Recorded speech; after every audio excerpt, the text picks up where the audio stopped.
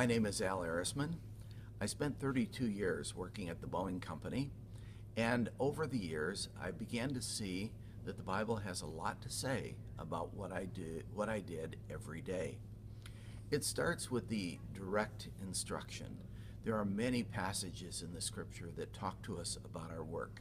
From Genesis 1 and 2, we learn that God created us to do work and that that's part of his intent for us, not a result of the curse.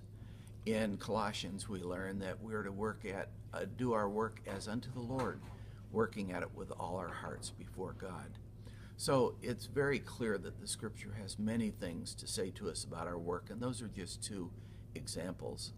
But the scripture also talks to us about our work through stories. One example is the story of Joseph.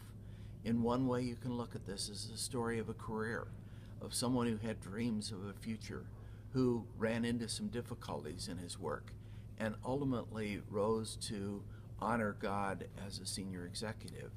Either way, we begin to see that these stories bring revelation of what we can learn about our work.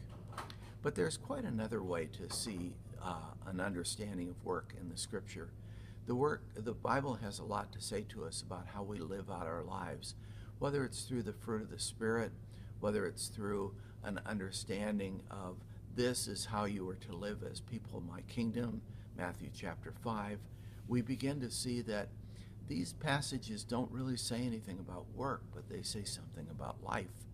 And if I realize that a large part of my life I'm living out at work, then I start thinking about these passages as what does it mean to be faithful at work?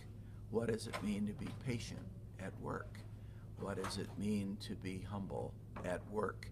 And so these passages come alive with workplace applications as well. So I think the idea of direct instruction, of illustration, and then of passages on life itself and applying those in work have been helpful to me in understanding what the Bible has to say to me about how I should live out my life at work.